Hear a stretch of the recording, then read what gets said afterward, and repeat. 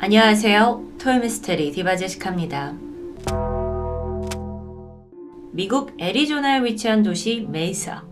이곳은 미국에서 아주 안전한 대도시 중 하나로 선정될 만큼 높은 수준의 치안을 자랑합니다. 그렇다 보니 오래전부터 어린아이들을 키우는 부모들에게 인기가 높은 지역이었죠. 하지만 이런 명성에 거대한 오점을 남긴 유명한 사건 하나를 소개할까 합니다. 때는 1999년 메사에 살고 있던 한 화목한 가족, 아버지 다리앤 빅스, 어머니 트레이시 빅스, 그리고 사랑스러운 3명의 자녀까지 이들이 단란한 빅스 가정을 꾸리고 있었는데요. 이 중에 첫째 딸 11살이던 미켈은 어릴 때부터 학생회 활동도 적극적으로 하고 또 전 과목 A를 받는 그야말로 우등생이었습니다. 클라리넷 연주를 좋아했고 또 그림 그리기에 소질을 보였는데요. 어른이 되면 뭐가 되고 싶니? 라는 질문에 저는 디즈니에서 일하는 애니메이터가 되고 싶어요 라고 야무지게 말하는 소녀였죠. 또한 9살이던 둘째 킴버, 언니와 2살 차이인데 워낙 터울이 적다 보니까 아주 친구 같은 자매로 자라나게 되죠. 그러던 1999년 1월 2일입니다. 새해를 맞이해서 미켈과 킴버 자매가 부모님한테 아주 특별한 선물 하나를 받게 됩니다. 평소에 그렇게 사달라고 졸랐던 자전거예요. 아이들이 정말 너무나 기뻐했고 그대로 숙제를 미룬 채 밖으로 나가서 자전거를 타기 시작했죠. 멀리는 아니었습니다. 집 근처 도로였고 이 자매가 자전거에 번갈아 한 번씩 올라타면서 마음껏 즐기고 있었는데요. 좀 멀리까지 가보기도 하고 또 같은 자리를 이렇게 빙빙 돌면서 그야말로 아이들이 너무나 기뻐하고 있었죠. 곧이어 이 동네 애들까지 다 모이면서 아주 시끌벅적해졌습니다. 그런데 이때 멀리서 희미한 음악 소리가 들려왔습니다. 이 소리는 가끔씩 동네에 오는 아이스크림 트럭인데요. 한번 올 때마다 동네 아이들이 다 줄을 설 정도로 인기가 대단했죠. 미켈과 킴버 또한 아이스크림이 먹고 싶어졌습니다. 그래서 바로 자전거를 내려놓고 집으로 들어갔어요. 엄마 트레이시가 딸들한테 각자 25센트, 하나로 한 300원 정도 되는 동전을 각각 나눠주었고요. 자매가 다시 거리로 나와서 아이스크림이 오기를 오매불망 기다립니다. 그런데 웬일인지 트럭이 보이지 않아요. 오히려 음악 소리가 점점 멀어져 가는 것 같았습니다. 당시 시각은 오후 5시 반. 초저녁이었는데 겨울이었기 때문에 하늘이 아주 금방금방 어둑해지는 듯 합니다. 게다가 바람까지 거세지면서 이 자매와 함께 아이스크림 트럭을 기다리던 아이들은 하나둘씩 포기하고 집으로 향하게 되죠. 어느덧 저녁 6시가 되었습니다. 그렇게 붐비던 거리는 이제 미켈과 킴버만 남았고 텅 비어버렸어요. 킴버가 언니한테 이제 집에 가자, 돌아가자 라고 말했죠.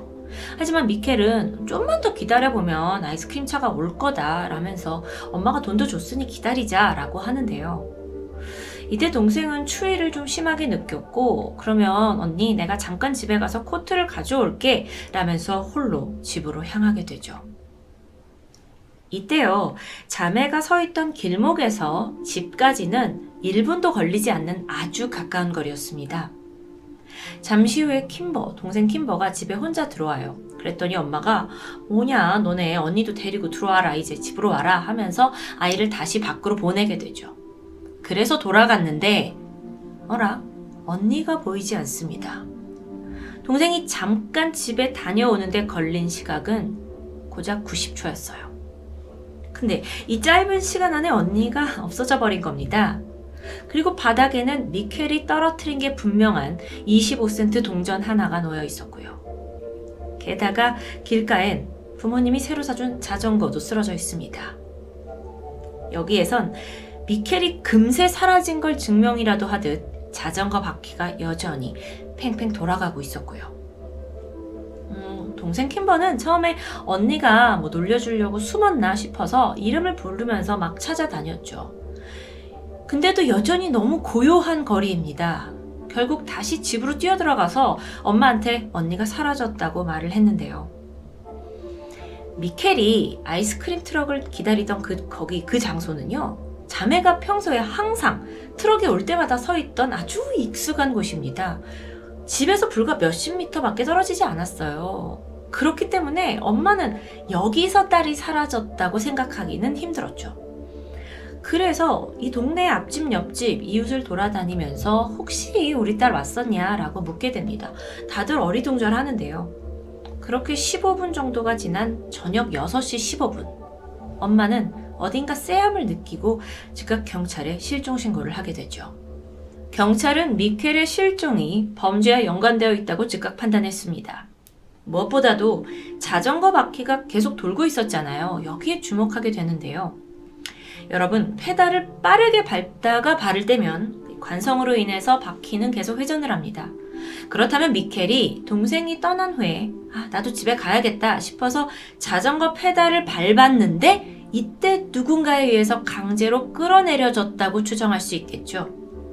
동시에 바퀴가 미처 멈추기도 전에 킴버가 이걸 발견했잖아요. 그건 미켈을 분명 차로 이렇게 빠르게 데려갔다는 거고 아직 멀리 떠나지 못했을 가능성이 있다라는 걸 의미합니다.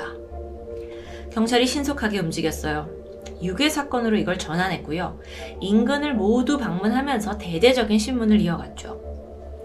사실 이때가 아주 늦은 밤은 아니었잖아요. 초저녁이었기 때문에 분명 이 동네에 누군가 현장을 목격했을 법도 합니다. 근데 너무 한탄스럽게도 목격자가 단 한 명도 나오지 않는 겁니다. 심지어 아예 비명소리조차 들었다는 이가 없었죠. 실종 1시간이 지난 시점, 미켈의 얼굴이 담긴 포스터가 빠르게 만들어지면서 마을 곳곳에 퍼졌습니다. 곧이어서 너도 나도 돕겠다면서 수백 명의 주민 수색대가 구성이 됐죠.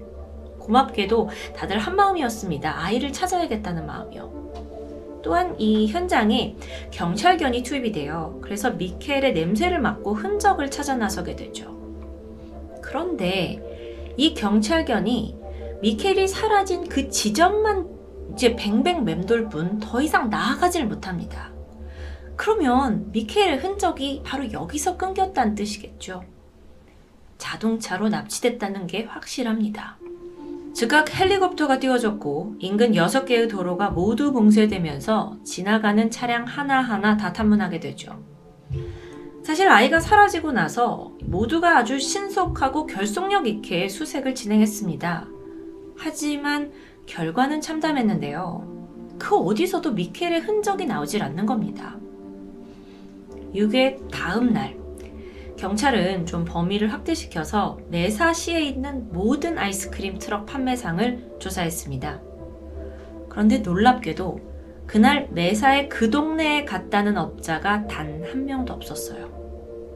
그럼 그 아이스크림 차 소리는 뭐였을까요? 결국 경찰은 자매가 다른 소리를 착각한 거라고 결론을 내릴 수밖에 없었던 거죠. 저는 여기서 갑자기 제가 봤던 그 범죄 관련 미드의 한 장면이 생각나는데, 어린이만 이 대상으로 물색을 하던 범인이 아이스크림 차를 가지고 돌아다니면서 막 음악 소리를 내고 그 중에 이제 혼자 남아있는 아이들을 막 이렇게 막 찍어놨던 그런 장면인데요. 미드에서 종종 나오기도 하죠. 어쨌든 경찰은 수색 끝에 용의자 한 명을 지목합니다. 충격적이게도 그는 바로 미켈의 아버지였죠. 미켈의 아버지 다리언이 용의자라는 얘기입니다. 자, 근데 이게 근거가 있어요. 미켈이 실종된 시각에 아버지가 어디 계셨냐? 직장에 있었다 라고 진술했죠. 당연한 이야기입니다. 근데 경찰이 조사를 해보니까 아버지가 회사는커녕 회사 근처에도 있지 않았다는 게 밝혀진 겁니다. 사실 경찰이 아버지가 회사에 있었다라는 이 말조차 좀 믿지 않고 조사를 더 했던 데는 이유가 있었는데요. 이 사건 내내 다리언 아버지의 태도가 굉장히 좀 냉담했기 때문입니다. 11살 자기의 첫째 딸이 사라졌는데 굉장히 절망적인 상황에서도 다리언이 덤덤하게 행동하는 겁니다. 심지어 거짓말 탐지기 검사에서도 여러 차례 거짓 반응이 나와요. 결국 친아버지가 용의자로 몰리게 되자 그제서야 다리언이 분노하면서 사실을 털어놓게 되죠. 그 사실은 사건 당일에 그가 자신의 행방에 대해서 거짓말을 할 수밖에 없었던 이유입니다. 왜냐하면 아버지가 외도를 하고 있었기 때문이에요. 원래 직장에 있어야 할 시각에 그는 내연녀의 집에서 데이트를 즐기고 있었습니다. 그런 상황이다 보니 거짓말 탐지기에서도 거짓 반응이 나왔던 거예요. 하필 그날 딸이 실종되면서 강한 죄책감도 있었지만 이 불륜 사실이 들통날까 불안하면서 여러 가지 복잡한 감정이 들었을 겁니다. 어쨌든 사건으로 돌아와서 그렇게 최소한 아버지가 용의자라는 그건 배제가 되죠. 자, 다음으로 경찰이 주시하던 인물이 있었습니다. 바로 미켈 집에서 2블럭 떨어진 곳에 살던 이웃 디 블레록이에요.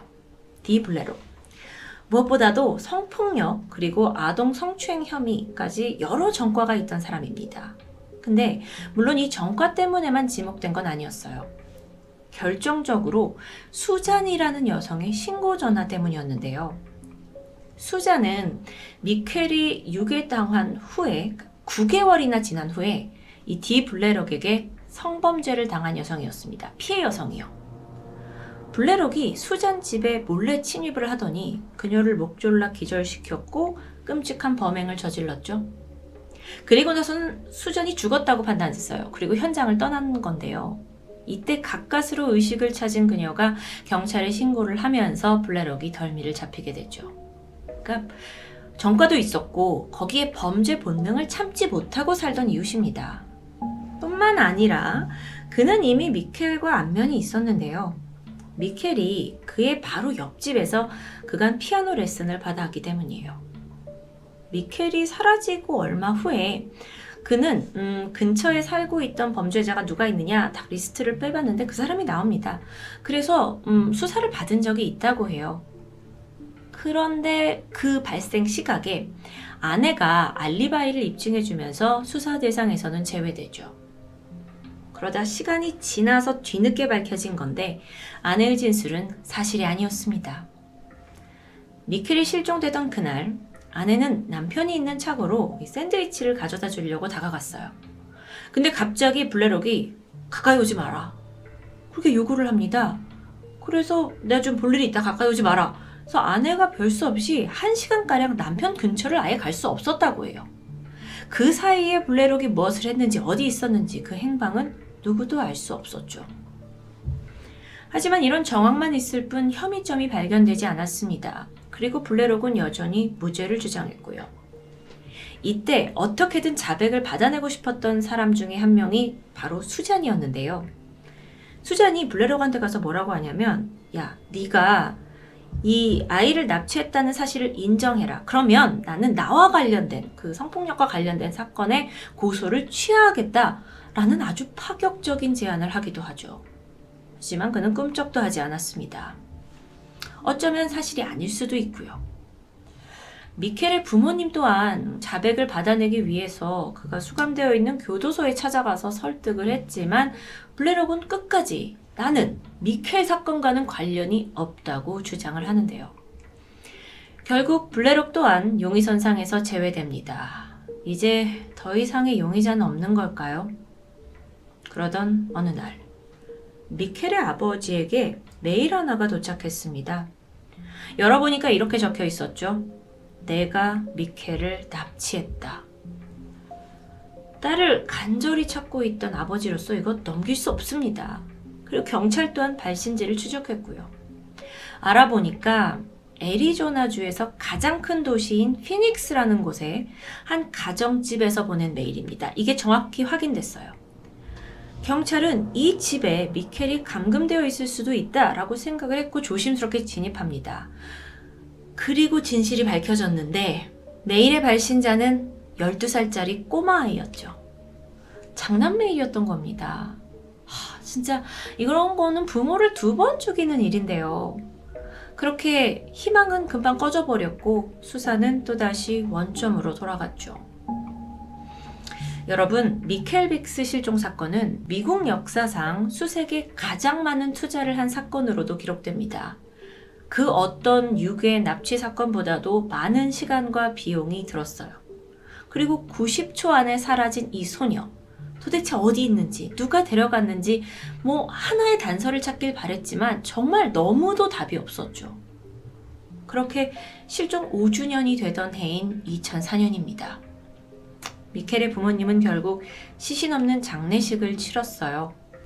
미켈이 없는 이 하얀색 관에는 아이가 좋아하던 보라색 꽃을 올려두었고요. 부모는 그렇게 눈물로 딸을 떠나보냈죠. 수사도 종료됩니다. 하지만 끝은 아니었어요. 실종된 지 19년이 지난 2018년 3월, 위스콘신주입니다. 그곳의 니나라는 도시에서 아담 스튜르벨이라는 형사에게 한 통의 전화가 걸려오게 되죠. 참고로 이 니나라는 도시는요, 미켈이 살았던 메사로부터 2253km 떨어진 아주 먼 지역입니다. 전화를 건 남자는 자신을 기자라고 밝히면서 얼마 전에 걸스카우트 후원금 박스 속에서 $1 지폐를 발견했는데 이게 좀 의미심장하다고 말하는데요. 경찰서로 문제의 지폐가 도착했죠. 자, 여러분 보이시죠? 이게 얼핏 보면 평범합니다. 그런데 자세히 들여다보면 가장자리에서 이런 문구를 발견할 수 있습니다. 제 이름은 미켈 빅스예요. 애리조나주 메사에서 납치당했습니다. 저는 살아있습니다. 일단 이 지폐가 2009년에 인쇄된 지폐입니다. 그때는 미켈이 실종되고 이미 10년이 지난 시점이에요. 만약에 이 메모를 쓴 사람이 정말 미켈이라면 이 메모를 썼을 때의 나이는 적어도 21살 이상으로 추정됩니다. 그런데 지폐에 쓰여진 이 삐뚤빼뚤한 글씨체가 과연 20대 성인이 썼다고 볼 수 있을까요? 물론 글씨체만 가지고 판단할 수는 없습니다. 만약 미켈이 살아있고 그동안 뭔가 어딘가에 감금돼서 제대로 된 교육을 받지 못했다면 가능한 일이기도 해요. 니나시에 있던 경찰이 이건 실제로 미켈이 남긴 거일 수도 있지 않아? 하면서 이 가정하에 바로 수사에 착수를 했죠. 그런데 여기서 미켈의 여동생 킴버가 아니 이 지폐가 정말 진짜입니까? 라면서 문제를 제기하는데요. 결정적인 게 있었어요. 언니 미켈의 이름 철자는 M-I-K-E-L-L-E 미켈입니다. 그런데 지폐에는 M-I-K-E-L 뒤에 L-E가 빠져있죠. 아무리 긴 시간이 지났다 하더라도 언니가 자기의 이름 스펠링을 헷갈리는 실수를 했다? 동생으로서는 이게 이해가 가지 않는다는 겁니다. 그래서 여태 그러했던 것처럼 이건 누군가 잔인한 장난을 한 거라고 분노했죠. 그런데요, 현실적으로 이 지폐가 조작된 게 아니라 진짜 살아있는 미켈이 쓴 거라 하더라도 경찰이 당장 할 수 있는 게 뭐가 있을까요? 실종된 메사로부터 수천 킬로 떨어진 곳에서 발견됐고 거기까지 이게 만약에 도착할 때까지 이미 수많은 사람이 손을 거쳤을 겁니다. 그 경로를 추적하는 건 사실상 불가능에 가깝고요. 고민하던 경찰은 너무 찝찝하지만 결국 이 지폐가 조작된 것이라는 결론에 도달할 수밖에 없었습니다. 그렇게 19년 만에 극적으로 나타난 미켈의 자취는 금세 사라지고 말았죠. 여러분, 우여곡절이 많았습니다. 그리고 이 사건은 미국에서 지금까지도 가장 악명 높은 미해결 아동 실종 사건으로 남겨져 있고요. 그 90초, 너무도 짧은 시간, 그 90초 안에 아이가 사라졌다는 충격, 또 미스테리함 때문에 언론과 대중에 참 많이 알려진 사건입니다. 한편 동생 킴버는 20년이 넘는 지난 시간 동안 자신이 그날 언니를 혼자 두고 온 것에 큰 죄책감을 느끼며 살아오고 있습니다. 그리고 마지막으로 봤던 아이스크림을 기다리면서 막 그 설레어 하던 언니 얼굴을 결코 잊지 못한다고 말하죠. 그러면서 지금 이 사진처럼 성인이 된 언니 미켈의 추정 모습, 몽타주를 각종 인터넷, SNS에 게재하면서 여전히 희망의 끈을 놓지 못하고 있습니다. 집 앞에서 90초 만에 사라진 소녀. 23년이 흐른 지금 미켈 빅스는 어디에 있는 걸까요? 정말로 살아있는 미켈이 지폐에 그런 메모를 남긴 걸까요? 만약 그런 거라면 우린 간절한 구조 메시지를 놓친 건 아닐까요? 지금까지 토요미스테리 디바제시카였습니다.